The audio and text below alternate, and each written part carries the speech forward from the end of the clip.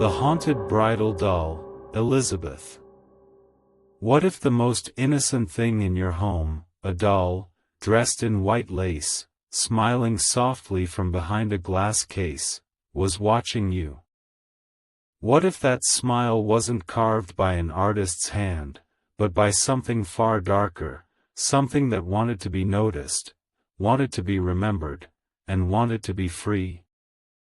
Tonight, we begin the story of one of the most unsettling haunted artifacts ever documented in the last decade. A doll known as Elizabeth. But beware, once you know her story, you might never look at dolls the same way again. Haunted dolls aren't a new idea. From Robert the Doll to Annabelle, stories of cursed toys have chilled us for generations. But Elizabeth isn't a legend of the past, she belongs to the modern era. She was not found in an abandoned house, or pulled out from beneath centuries of dust. Instead, she appeared suddenly, innocently, in a small antique shop in rural Pennsylvania around 2016. Her porcelain face, delicate bridal gown, and glassy blue eyes drew in buyers who admired her vintage beauty. But within weeks, strange reports began to surround her presence. Customers described feeling uneasy near her. Employees claimed they heard faint whispers when locking up at night. And worst of all, the doll seemed to change position inside her display case, when no one had touched her. At first, people dismissed it as paranoia. But soon, her reputation grew so disturbing that the shop owner decided to remove her from the store floor. And that's where the nightmare truly began.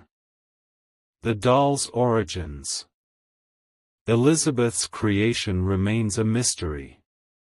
There are no official manufacturing records, no clear company branding on her porcelain skin. Some say she was crafted in the 1940s, based on her lace bridal gown and hand-painted details. But according to whispers from locals, she came from an estate sale of a woman who had died tragically on her wedding day. Her name, coincidentally, or perhaps not, was also Elizabeth. The antique shop owner, curious about her strange pull, bought the doll along with other artifacts. But unlike the others, Elizabeth seemed to carry an energy, a heaviness, that made even seasoned collectors uneasy. Early paranormal activity. The first real encounter came one stormy night in 2017. The shop's security alarm was triggered. When the owner rushed inside, nothing appeared disturbed, except for the case holding Elizabeth. The glass door was cracked open. The CCTV cameras offered something even stranger. In the footage, Elizabeth's head appeared to shift slightly, her eyes following the lens before the feed cut to static. Employees began refusing to work the late shift alone. One clerk swore she heard the sound of a woman softly crying from the storage room where Elizabeth was kept. When she investigated, the crying stopped, but the doll was lying on its side, its glassy eyes now facing directly toward the door. The bridal curse. The haunting grew darker when a young couple entered the store one afternoon. They admired Elizabeth's bridal gown, laughing about it being perfect for their wedding decor. Within days of joking about her, tragedy struck. Their wedding venue caught fire the week before the ceremony. Though no one was injured, the loss was devastating. Word spread fast, Elizabeth was cursed. And she didn't like jokes. Visitors who mocked her began reporting nightmares, dreams of a pale woman in a ruined wedding dress, staring at them from the foot of their bed. Others claimed to wake with scratch marks across their arms after simply touching the glass of her case. The antique shop owner finally made a desperate choice. Elizabeth was donated to a local paranormal investigator, who agreed to document her activity. But removing her from the shop didn't solve the problem. It only made it worse. The story didn't end with her removal from the antique shop. In fact, it had only just begun. The paranormal investigation. In 2018, Elizabeth was transferred into the care of a small paranormal research group in Pennsylvania. Their goal was simple: test whether the doll carried residual energy, or if the reports were fueled only by fear and superstition. They set up motion sensors, EVP recorders, and thermal cameras inside a controlled environment. On the very first night, one of the investigators asked aloud, "Elizabeth, can you show us you're here?"